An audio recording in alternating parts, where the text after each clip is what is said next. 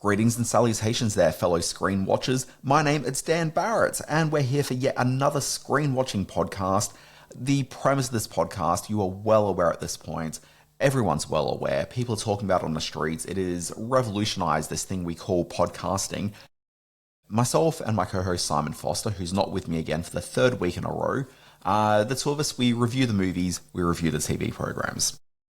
Now, the aforementioned Simon Foster, I'm not sure exactly what country he's in, but I do know that as of about 20 minutes ago, and we're recording this on a Saturday morning, the royal we, I know that he's currently seeing a session of Begonia in a cinema somewhere in the world.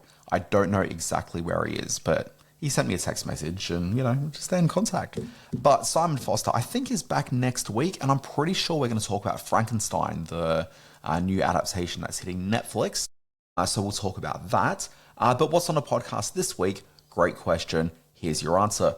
First up, we are going to talk about the new Apple TV series. It's called Down Cemetery Road. It is a spiritual cousin of sorts of Slow Horses, the very popular Apple TV spy drama comedy. Why is it a spiritual cousin? We'll get into that in just a couple of minutes. Now, I haven't seen anything new at the cinema. I'm not leaving the house. And in the spirit of that, I'm going to talk about... Look, about 2 months ago on this podcast, I talked about, for the first time, I saw the movie The Taking of Pelham 1, 2, 3. I'd never seen it, the 1974 original. I'd never seen the movie, and I was very taken with it. Immediately, sometimes you just watch a movie and go, wait, this film I've never watched before, this is suddenly one of my all-time favourite movies. And that certainly fell into that for me. So my mind got to thinking, you know what? There are other adaptations of this story. Maybe I'd enjoy those as well. So, on the podcast this week, we're talking about The Taking of Pelham 1, 2, 3. We're not talking about the 1974 original. We're not talking about the 2009 film that you also may have seen. Instead, we're going to talk about the 1998 TV movie version of The Taking of Pelham 1, 2, 3. Did you even know such a thing existed? Folks, stick around. We're going to talk about that. And then I'm going to top things off with the thing I've actually really been watching this week. And look, this is not a show that is on anyone's radar, nor should it be. This is a sitcom from a glorious time called 1992. And it is the John Ritter Marky Post sitcom Hearts Afire, a show which by all rights should be forgotten, and yet I'm still watching it. What was this show and why am I talking about it this week? Folks, stick around. It's on the podcast. Big show. And we're talking about Hearts Afire as well. Folks, this is Screen Watching. This is not like TV, only better. Television! Teacher, mother! Secret lover. What, that's it? That's your movie? Well, I said that I had an idea for a movie.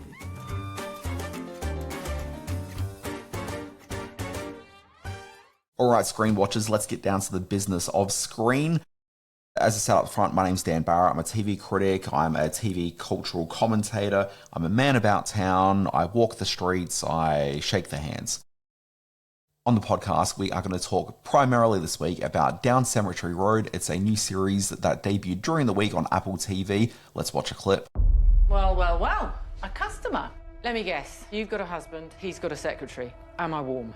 The secretary's still a thing. I think someone's... Hiding something. Okay, so Big Bang. 2 bodies and a disappeared child. Maybe this case could go all the way to the top. Well, maybe sort of all the way to the middle. All right, so for the last couple of years, people have gotten very enthused about a Apple TV series called Slow Horses. If you haven't seen Slow Horses, it's rather good.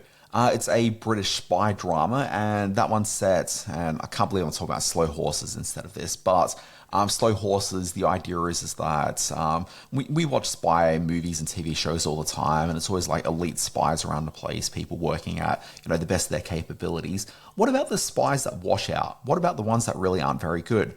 In the premise of Slow Horses, they get sent to a building in Slough called Slough House. And basically they are, just there as a dumping ground. And, because it's a TV show, obviously they get involved in various spy-related issues that become, much bigger deals than you would expect of a crew operating out of Slough House. Now, What's, I guess, noteworthy about that? Well, one of the things that's noteworthy about that show is that it's based on a series of books. The books are by this guy named Mick Herron, and I think there are like 8 books. There's 8 books in the series. They've made 5 seasons of Slow Horses with a couple more commissioned. So there's a very strong chance that we'll see all 8 books adapted into the thing. Or I think maybe parts of books are being adapted in. It's a bit of a hodgepodge. I might be confusing that though with the Bosch series. I'm not 100% sure. But just know there's a lot of material still left to mine, and they're planning to mine it. But this guy, Mick Herron, the Slayer House series, this isn't the first thing that he'd worked on. He had a series of books before he worked on those Slayer House books, and they were to do with a character named Zoe Bohm, and I think the series is like the Zoe Bohm books, I think. I'm not too sure. But one of those, the presumably first book in the series, and certainly the first book that Mick Herron had written, it was his first published, official published work, it's based on this thing down Cemetery Road. Now, I don't actually know if that was the name of the book, and I never bothered to look that up until I asked that question right now, and I'm not 100% sure. But the premise of this one is this. You've got a woman named Sarah Trafford, played in this by one Ruth Wilson. This is a bit of a two-hander series. Ruth Wilson's character, Sarah, she is a woman that works in an art gallery. I'm not actually sure entirely what she's doing, but she's an expert. She can, look closely and be able to say, oh, this is a forgery, this is an original, and, this is what you need to be looking at in this piece of art and all that sort of thing. So, I guess she's maybe like an art authenticator, if that's her full job description. I'm not 100% sure. But she does stuff in the art gallery where she has to put on one of those sets of glasses and she looks really closely at the brushstrokes and stuff. She does that. Her husband is in high finance and he's trying to get a deal happening. She's been, convinced she has to come onto this dinner that's, she's hosting, where, this wealthy guy named Gerard is the guy that her husband is trying to get to sign up to, invest some money. So that's happening. It's a bit of a, dinner party from hell. She doesn't want to be there, but the dinner party gets interrupted by a massive explosion that happens down the street. Her and her dinner party guests all go running down, and what they find out is that one of their neighbours' house, there'd been a gas leak, explosion took place, the single mother that lived in the house had been killed, and the daughter was just lucky enough for when the explosion took place, it blew her bed down through the floor and a large cupboard managed to fall down on top of her. But fortunately, the doors opened up and kind of secured her from the explosion. It's one of these sort of miracle things that takes place and certainly happens in the world. So that happens, and, she's suddenly worried about this girl because she'd bumped into the girl on the streets like the day prior. And, she just kind of had one of those sort of weird moments where you just kind of connect into someone else's world, and this someone happens to be a little kid. So she's kind of a little bit invested in the story. So in the day that follows, she's like, oh, well, I want to drop off like a, get well soon card to her, just, connect with her, just sort of see that she's okay, all that sort of thing. Just being a good human being. So she's off to do that, except she gets to the hospital, and everyone at the hospital was just like really cagey about not letting her go in to see them, see the child. And so it's all just like a little bit strange. What we start to learn through the series is that the accident wasn't necessarily an accident. Gas had been turned off to that property a couple of years prior, so certainly something's going on there. There's some, we'll say, government operatives who are trying to tidy up the situation, and as Sarah gets a little bit more invested, she starts to notice things like the local paper that got published the day before. When you look at the news story there versus the news story that's on the web, suddenly the little girl in the story has been wiped out of the story entirely, and it's an entirely different story that's being presented to the public. So she's got evidence in the photo of the child being brought out of the house, but certainly as far as the world's concerned now, that just never happened. It seems very nowhere man as I think about it. So anyway, she ends up going to see a private detective. He ends up taking on the case, and this guy is a not especially good PI, presumably. I think he does okay, but he takes a lot of jobs on for free, and him and his wife, who's also a PI working for that same firm, it's just the two of them, they're fairly impoverished, can't really afford to pay their bills, food's a little bit light on in their house, all that sort of business. Now, this guy's wife, played by one Emma Thompson, the other star of the series, Zoe Bohm, as discussed at the beginning, And so I won't tip my hand too much to exactly what takes place, but she becomes the primary investigator on the mystery that's taken place as Sarah's come in to, hire them for their services. Obviously, as the way things happen in spy dramas like this, they bite off more than they can chew and suddenly find themselves in a much deeper web of conspiracy than they had previously ever imagined. What you've got in this one is you've got Ruth Wilson playing a middle-aged lady who is, a little bit sort of well-to-do, is maybe sort of slightly progressive in her values, is a, we'd sort of see them as like a teal voter here in Australia. She's like one of those types of people. You got Emma Thompson, who is a fairly sort of wild, strident, slightly masculine, but suddenly, she's just a strong woman detective who both hates and loves her husband. It's a really complicated relationship they have, or maybe a really simple relationship. Who can really judge such things? So you got these two effectively as your two-hander. What I found with this program is that Slow Horses is a shadow that is cast over this series. Now, when you're watching this, obviously, you could go into this having never seen Slow Horses and you're not going to notice a thing. But if you have seen Slow Horses, there's a vibe, there's a style to that program, and this series certainly emulates that from a character and just sort of comedic sensibility to the drama that takes place. Like Slow Horses is not a high-level comedy by any means, but it's certainly a drama with very funny elements that are sort of strewn through it, and characters that do funny things without necessarily being sort of comedic characters. You got similar stuff happening here. I don't think the comedy of this works as well as it does for Slow Horses. Emma Thompson's character, I think, particularly in the first episode, comes off really badly with this, where it's one of these characters where, some people watch it going, oh my God, did you see this character? She's amazing. I love her. And it's a bit overdone. It's a bit much. But as the narrative starts to settle into the series and she's given a little bit more opportunity to operate as a freestanding character, she becomes a little bit more lived in and just a bit more accessible is probably not quite the right word for it, but certainly as an audience member, I think you're willing to go along with her a little bit more than when she has fewer stakes happening in her day-to-day world. The Sarah character played by Ruth Wilson, look, I've never really been a big fan of Ruth Wilson. There's always been something about her that's been slightly off-putting. Not that I've had a negative reaction to her. I've just never really sort of just bought in on Ruth Wilson. But I really quite like her in this.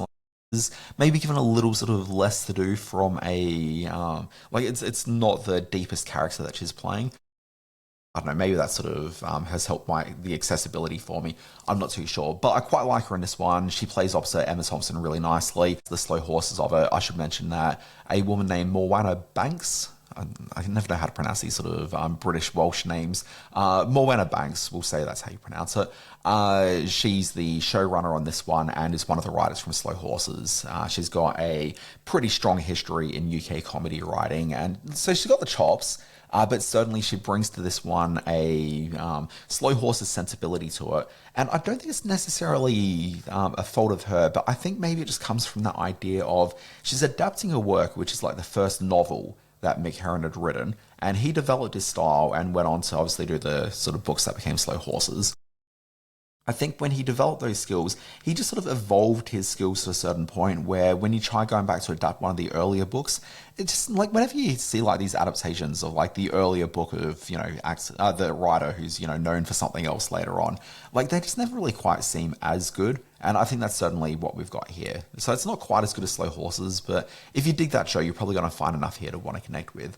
Once you sort of strip all the Slow Horses stuff out of this, you are left with a thriller that moves along pretty quickly and is a pretty fun watch. I really enjoyed this one. Episodes 1 and 2, which debuted on Apple TV during the week, both of them have pretty good cliffhangers. I still haven't seen past these first 2 episodes. There's another 6 episodes to go, but I'll certainly be watching those over the weekend. I like this show quite a fair bit. The Slow Horses sort of wannabe aspect of it certainly works against the show, but it's not so detrimental you can't really enjoy the program. What derails it slightly is I talked about Ruth Wilson as being a bit of a teal voter. This is a book that was published in, I think, 2003, and Mick Herron, because it's his first novel, had been working on it for years up until that point. because of that, they've had to update the politics of the characters. And my understanding is that Ruth Wilson's character, Sarah, is a bit more of a supporting character in the books, like not a major character by any means. And I've beefed up her role in this one. As they've beefed up her role and adapted her politics to the current moment, as I said, bit of a teal voter. I think that she is, she's kind of given a sort of sensibility where, particularly in there's this opening scene where we first sort of see her and she's sort of sticking it to her boss a little bit, and it's sort of trying to establish her that, she's a person who's maybe a little bit quiet and meek. She's sort of settled into a role where, the spotlight isn't on her, but she's pretty smart and kind of a bit more cluey than everyone else. And in order for her to be able to do that, in this opening scene, she kind of has a few sort of snide remarks about her artist who's been kind of Me Too'd, even though this needs to be set in the early 2000s. So, Me Too wasn't quite a thing, but certainly she's acting from that sort of sensibility. And I kind of feel as though conversationally, we've sort of moved on from a lot of the vibe that she's putting off in this sort of early scene or two. And there's a couple of scenes where we sort of see it's like a post-Me Too sort of strident woman who's able to, take it to the man. And that's fine, but just the way they've framed this just kind of feels a little bit dated. And it just doesn't quite work. And so in 2025 eyes, watching something that feels very politically 2015 from a book that was from 2003, this just kind of feels a little bit out of time and a little bit out of place. And that feels, there's a slight discomfort you have as a viewer just watching it. You may not necessarily articulate it while you're watching it, but certainly spend a few minutes with it. You're like, yeah, I think that's what's, a bit askew with this one. But it's pretty good. A strong recommendation. I think sit down and, certainly get through the first 2 episodes. The first episode, if you're a little bit iffy on it, it settles down a lot more in episode 2 and starts to reveal the sort of idea of everything you thought you knew wasn't necessarily true. And that's a really interesting place to really have the characters launching off from as the mystery really kicks off in episode 2.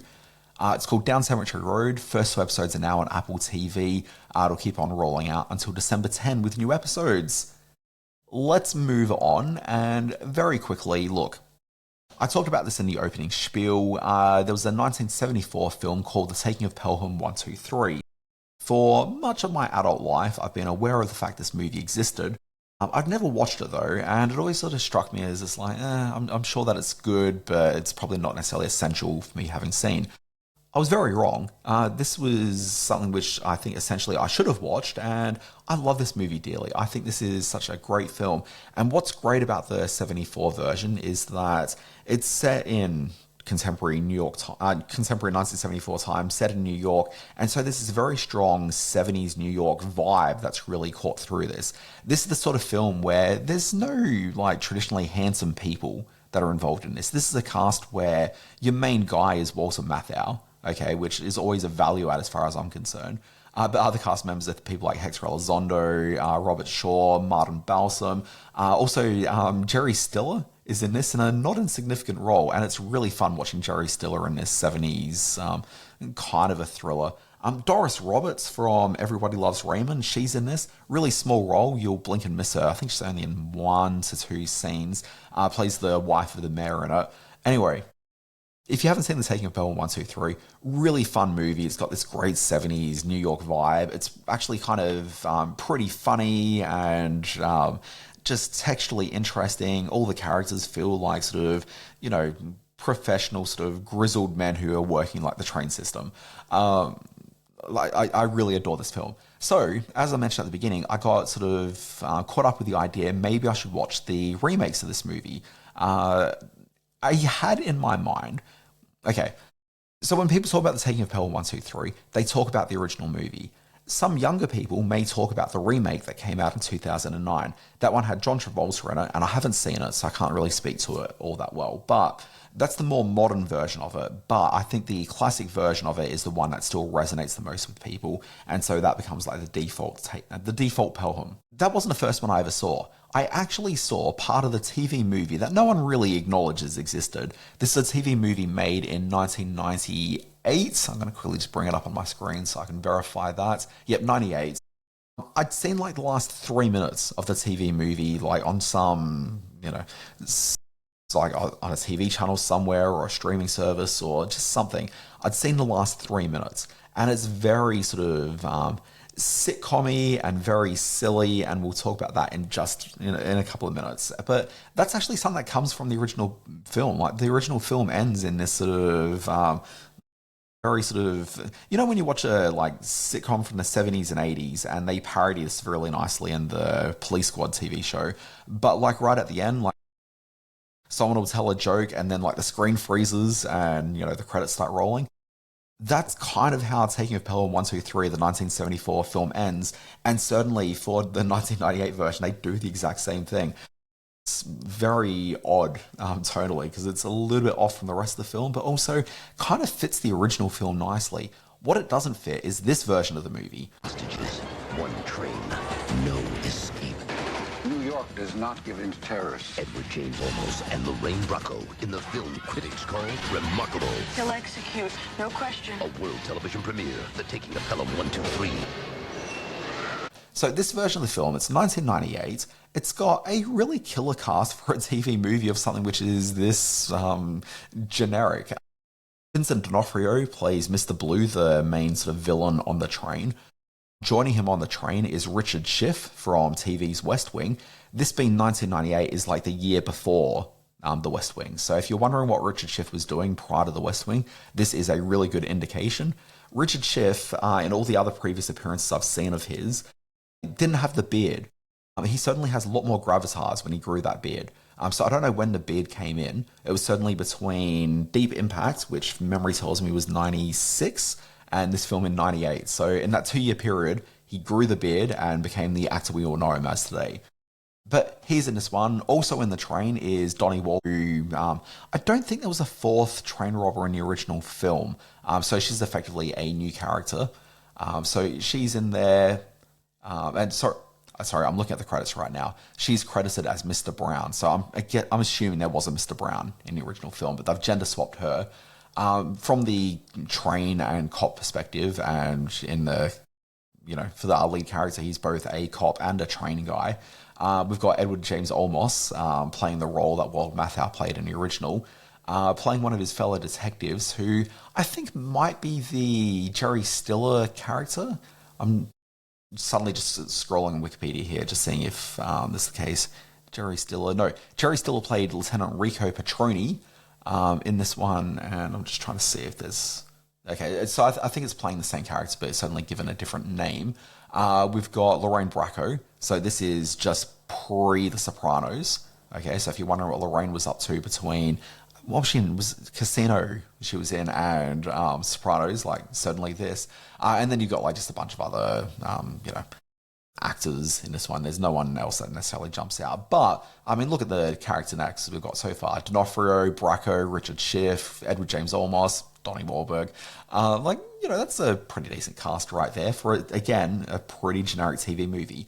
Now, this feels every bit like a 1998 sort of hip cops show from set in New York City. So you can look at this one and think about New York Undercover or any of those other things that are sort of a little bit sort of post Miami Vice, a little bit post MTV with a little bit post NYPD Blue, especially with, the cameras that move really quickly and like that sort of blurring color. It's hard to describe, but it's a thing you used to see in a lot of mid-90s, crime police stuff.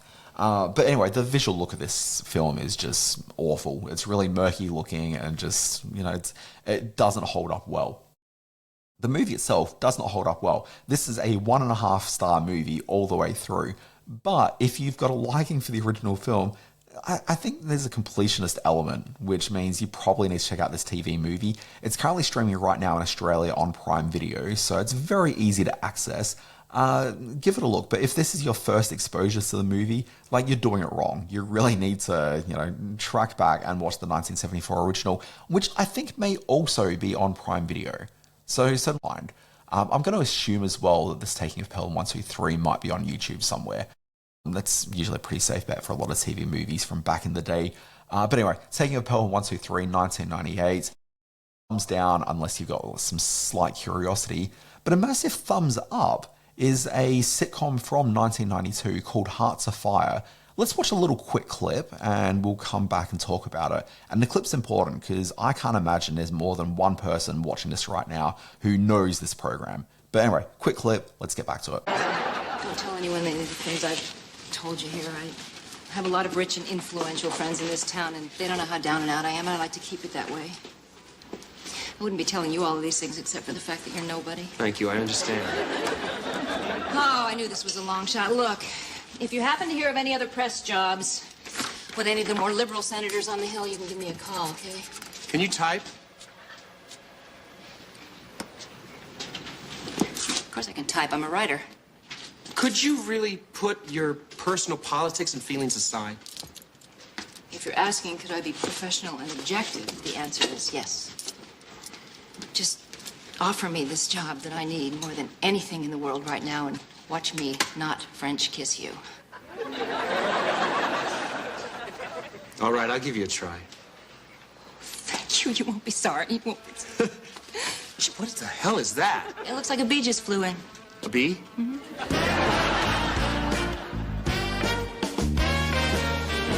So, you're my new press secretary? Well, she looks like a dandy to me.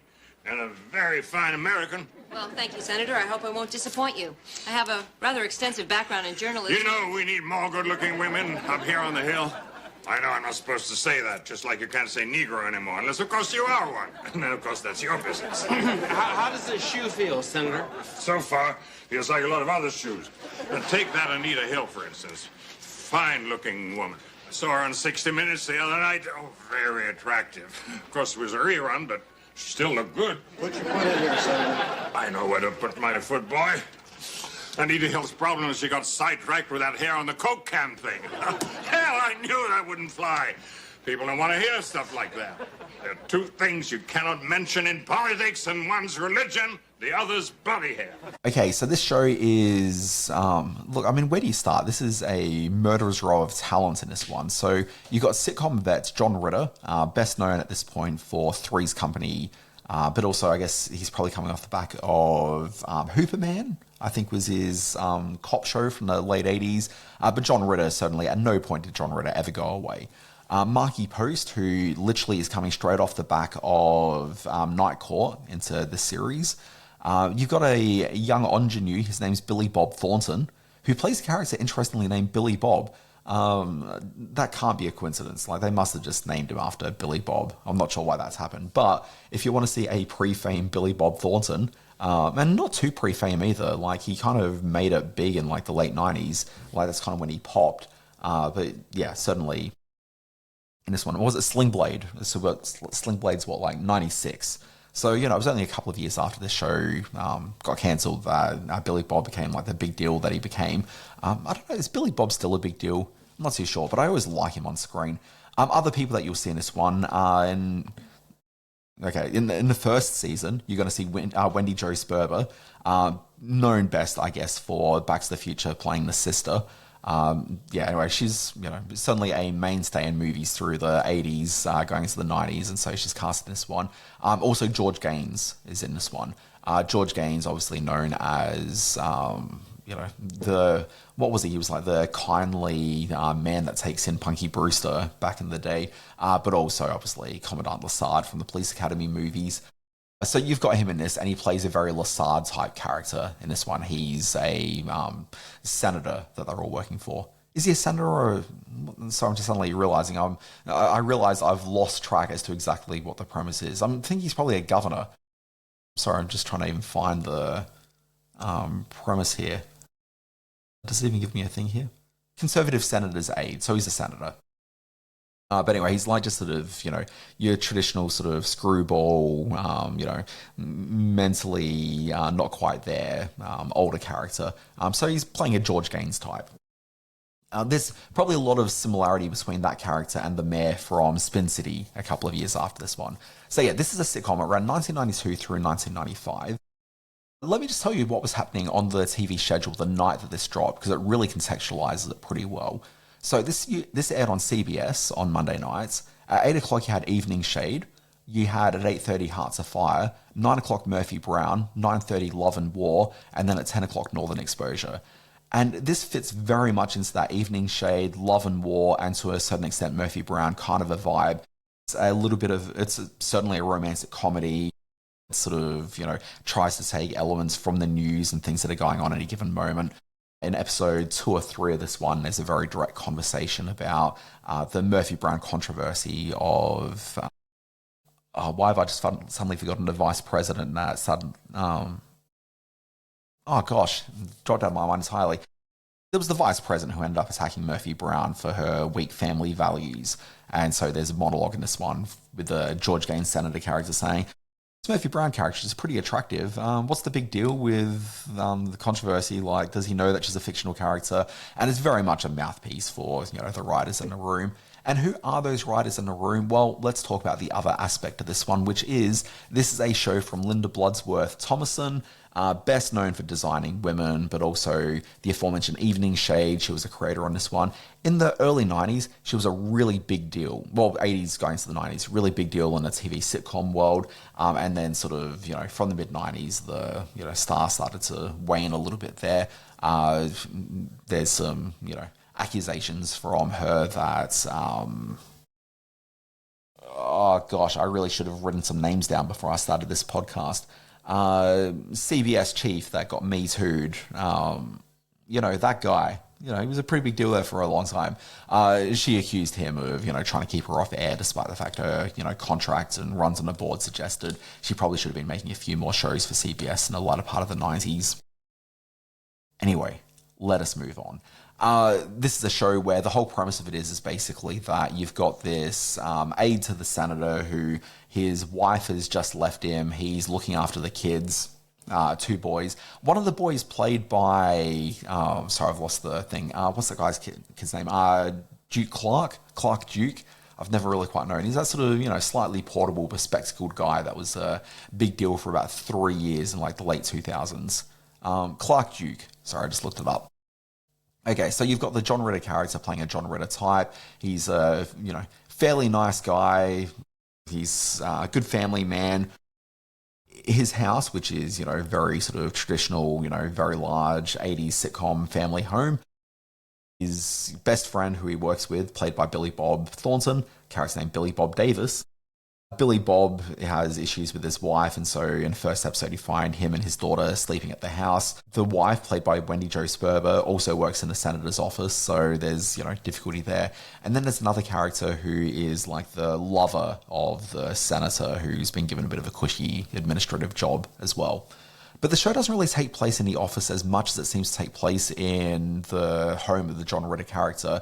And particularly in this first episode, you've got Marky Post's character coming in as a strident sort of liberal political reporter who's got, runs on the board, but certainly in the last couple of years has fallen under hard times for one reason or another.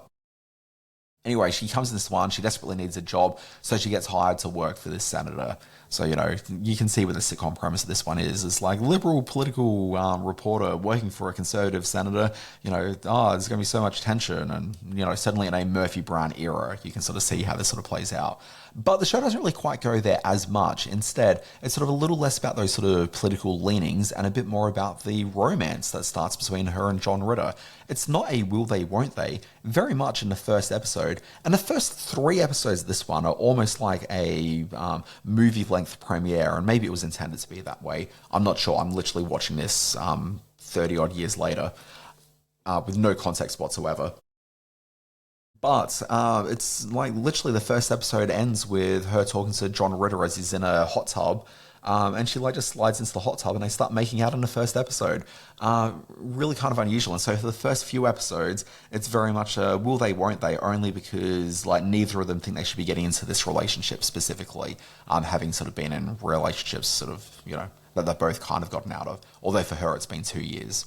2 very long romance-free years, as she does certainly exhibit in the second episode. The show's sort of nice and maturely romantic and a little bit horny, and it's a really unusual show. It very much pairs well with Love and War, which was one of the later sitcoms, which people probably don't remember at all. That was one with Susan Day and That guy that was in Cheers playing Carla's husband, that I could usually just rattle off his name with no hesitation whatsoever. He's that guy, you know him. You know, he's got the hair and he's that guy. I quite like him. He got fired off Cheers because he spoke shit about... So I should probably edit that bit out. No, I'm going to keep it in there.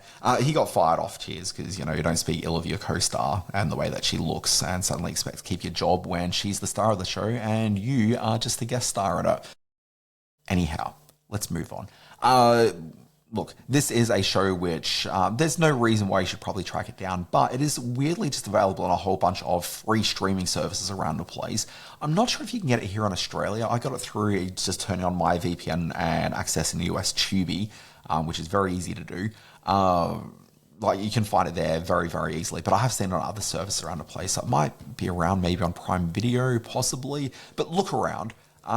It's a pretty good program.